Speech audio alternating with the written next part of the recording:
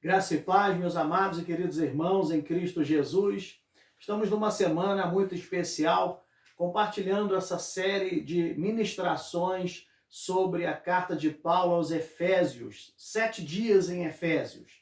E hoje é o terceiro dia, Efésios capítulo 3. Eu creio que você pode ter sido muito edificado com as outras duas ministrações. Se você está vendo esse vídeo agora e não viu as outras duas, pode ter certeza que será muito bom acompanhar as ministrações anteriores. Mas hoje, o capítulo 3 nos dá um tema aqui muito interessante: o maior mistério da história.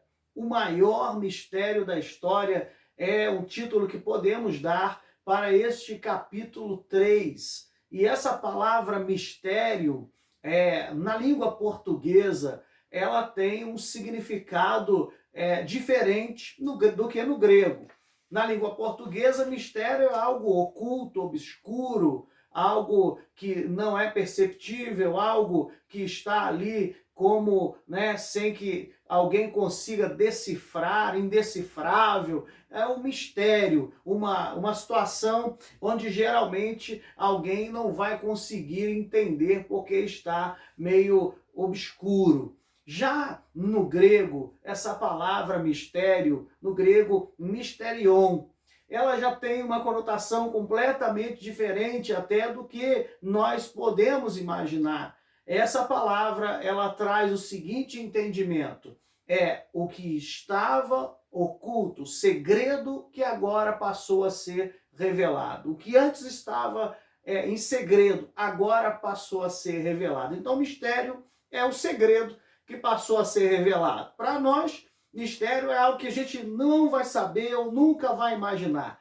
Pois é, mas nesse capítulo 3, essa é uma palavra-chave. Inclusive, por 3 vezes, essa expressão grega mysterion está sendo destacada no texto. E nós estaremos avaliando alguns desses trechos desse importante capítulo da palavra para que o nosso entendimento possa se abrir dentro dessa porção de hoje.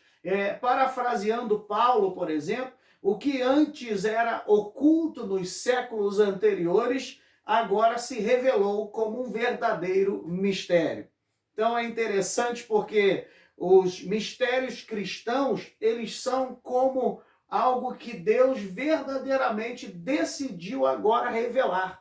É impossível de se compreender humanamente, a mente humana não consegue entender, mas Deus tornou os mistérios como uma verdade para que os cristãos pudessem viver isso como uma experiência. E então, ainda que seja fora da compreensão do homem, é algo que foi revelado por Deus. Então, o mistério deste texto bíblico aqui é um segredo que foi revelado por Deus. Primeiro ponto que eu quero trazer para você aqui é o seguinte: do versículo 1 ao 3 e depois o versículo 6, aquilo que nós podemos chamar de subtítulo. O primeiro ponto aqui: o mistério é Jesus revelado a todos sem fronteiras agora. O mistério é Jesus revelado a todos sem fronteiras agora. Diz o texto da palavra: por essa causa eu, Paulo, sou prisioneiro de Cristo Jesus por amor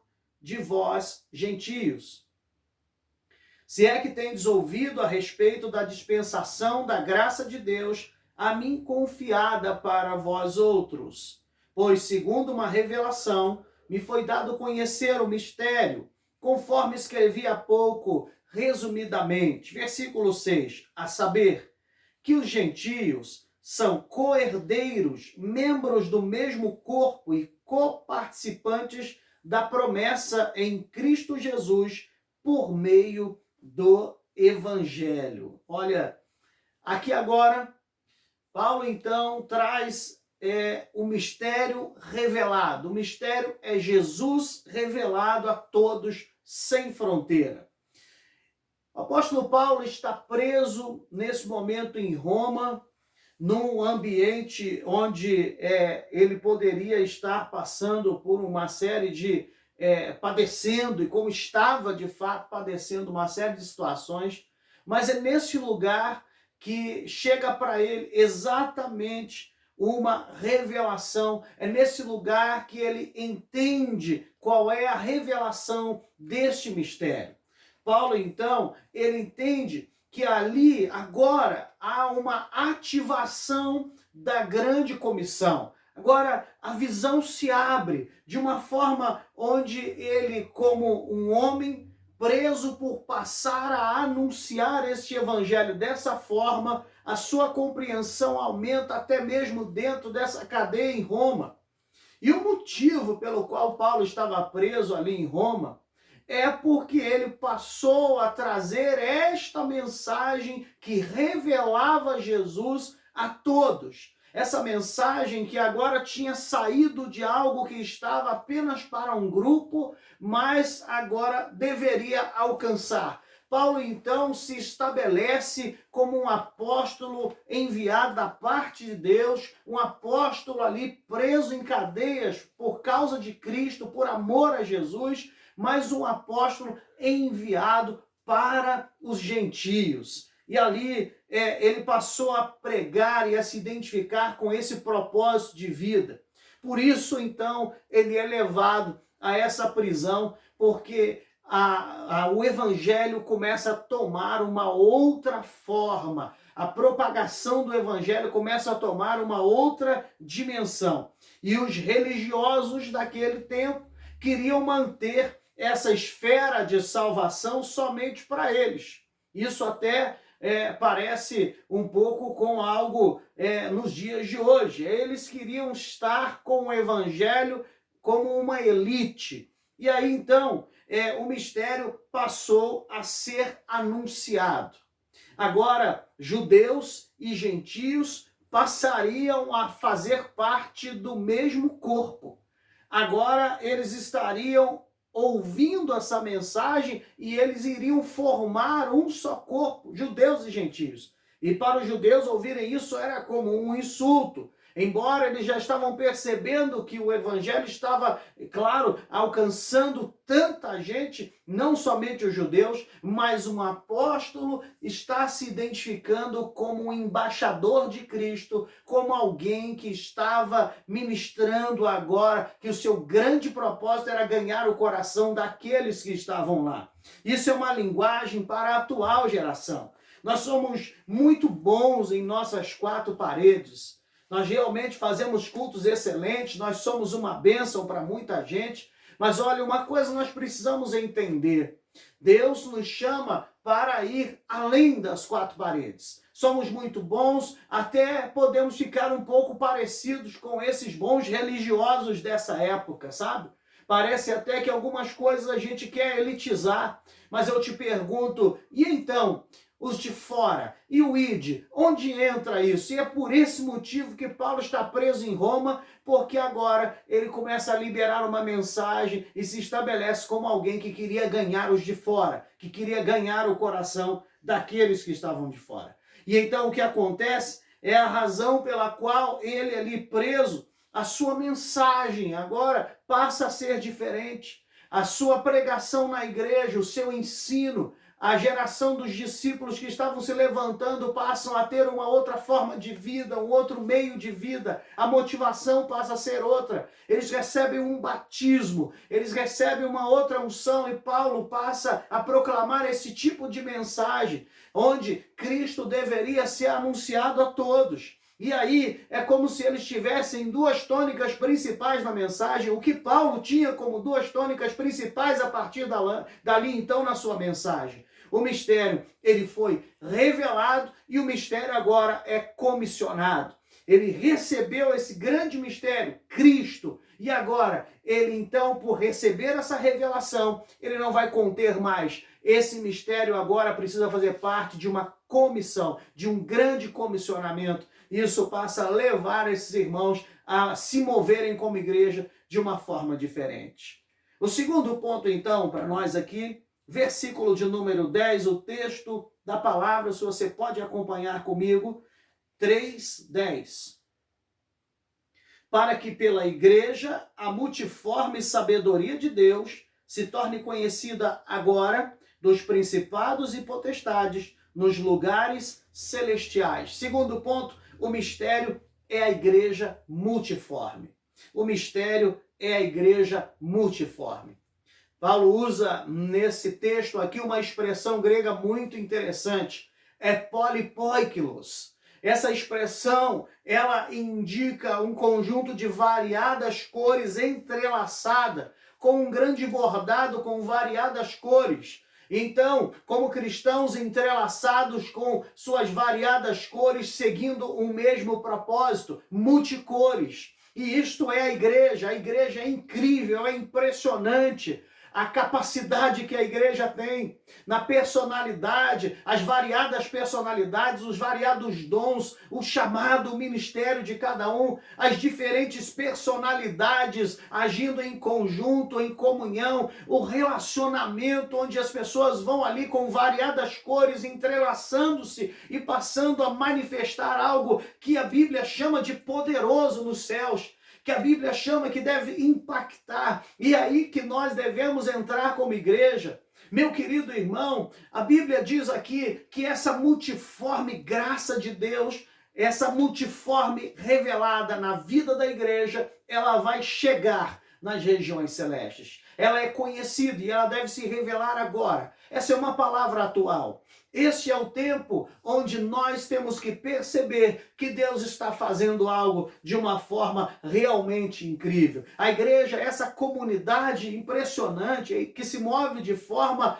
variada, que se move nos seus dons, mas existe um propósito pelo tempo que estamos passando aqui. Queridos, esse tempo que nós estamos vivendo não é apenas um tempo para ficarmos parados, não é apenas um tempo para daqui a pouco as coisas voltarem ao normal, não. Você não pode entender que é assim. Esse tempo tem um grande propósito. Existe algo que Deus está fazendo conosco. Esse tempo de travessia é para entrarmos numa nova estação. E na hora que nós entrarmos numa nova estação, Deus quer que o impacto daquilo que nós somos seja conhecido nas regiões celestes. O impacto da igreja que vai se mover corajosamente, da igreja do Senhor que vai se mover com suas diferentes habilidades e capacidades. A multiforme da igreja vai impactar as regiões celestes. Então nós entraremos nessa nova estação, cumprindo propósitos para um novo tempo, para algo que Deus quer fazer nesses últimos dias, os dias que antecedem a volta do Senhor.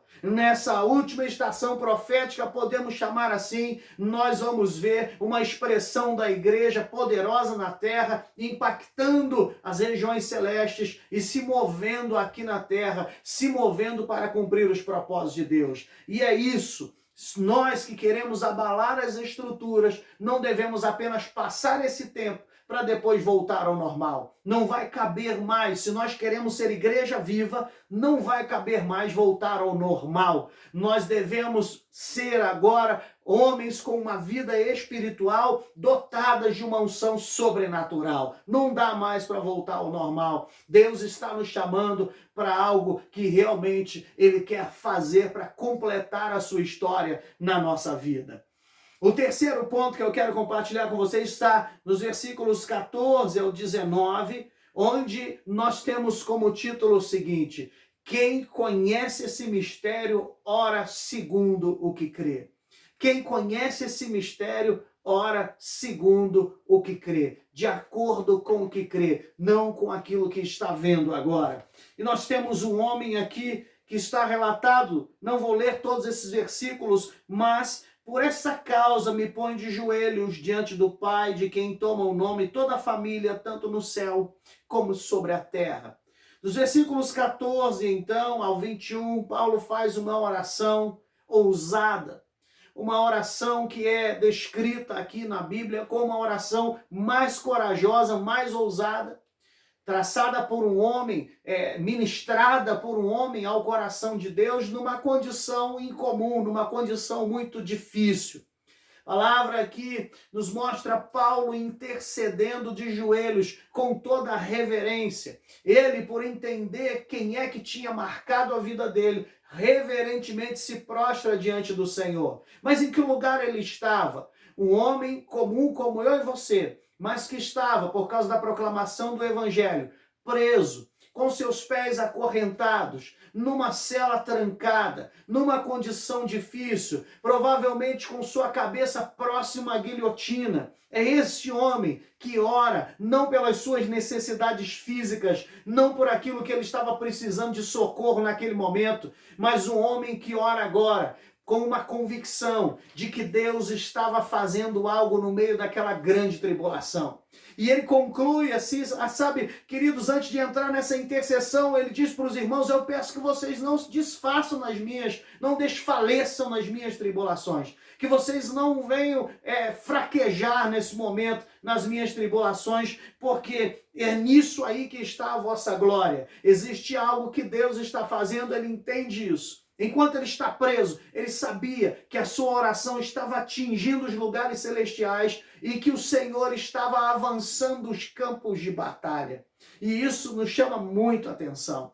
E há alguns pontos aqui que eu quero destacar com você acerca desta oração de Paulo. Primeiramente, então, a causa pela qual ele reverentemente se prostrava era em favor da igreja. Ele entendia que essa igreja agora ela estaria se movendo e deveria estar se movendo debaixo de um poder, debaixo de uma unção.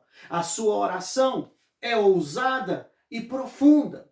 Ele clama por poder do Espírito no homem interior. Versículo 16, 17, ele clama que venha o poder do Espírito no nosso homem interior. É necessário que tenhamos a presença do Espírito Santo. Mas o poder do Espírito Santo será resultante da presença. O poder será resultante da presença do Espírito Santo, assim como o fruto do Espírito é resultante da presença do Espírito Santo de Deus. O poder é a obra sendo concretizada. O poder é a ferramenta para que a obra do Espírito que habita em nós possa ser concretizada. Então ele ora para que os irmãos da igreja, para que os cristãos de Éfeso recebam poder, para que a obra pudesse ser concretizada conforme Deus desejava. E então, terceiro ponto aqui, nós vemos aqui que a oração é por cada cristão. Aprofundamento no amor fraternal. O poder do Espírito nos capacita para amar as pessoas e realizar as obras na terra. Então, ele ora para que as pessoas elas pudessem entender a grandeza do poder do Espírito Santo, mas para que pudessem amar as pessoas, para que elas fossem batizadas no amor fraternal. O poder do Espírito Santo nos dá a capacidade de amar as pessoas apesar de nós e apesar delas. Nos faz enxergar que devemos até mesmo amar os nossos próprios inimigos. Imagina se não devemos amar aqueles nossos irmãos que podem estar nos causando dificuldades, que podem ser pessoas complexas em relacionamento, talvez. E quarto, aqui nessa oração, o quarto ponto que me chama a atenção nessa oração, ele ora para que possamos compreender o amor de Cristo por nós. Queridos, se nós entendermos o quanto é grande, poderoso, o quanto é eterno realmente o amor de Cristo por nós, a nossa vida ela será completamente diferente. E ele fala com aqueles irmãos como quem compreende todas as dimensões do amor de Deus. Porque de fato esse homem agora não estava limitado ali, ele estava com o seu espírito liberado para conhecer e para viver todas as dimensões do amor de Deus. E o que ele estava sentindo, ele queria que cada um daqueles cristãos pudessem sentir. Num lugar inóspito, pudessem eles perceber a grandeza, o poder, a majestade do amor de Cristo dentro de cada um deles. Existe algo que Deus está fazendo. Todas as dimensões desse amor são justamente para que a nossa vida seja impactada por ele. Os traços da nossa personalidade, as nossas complexidades emocionais sejam impactadas por esse amor de Cristo. Esse amor que nos constrange. Esse amor que realmente nos envolve e nos dá sentido de vida. É grande realmente esse mistério.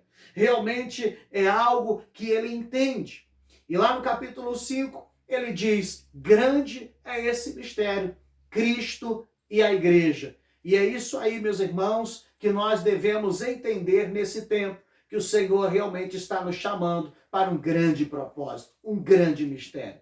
Que o Senhor Jesus te abençoe poderosamente, com graça, com unção. Medite, se aprofunde, permaneça. Amanhã estaremos juntos com mais uma ministração. Fique na paz. Tchau, tchau.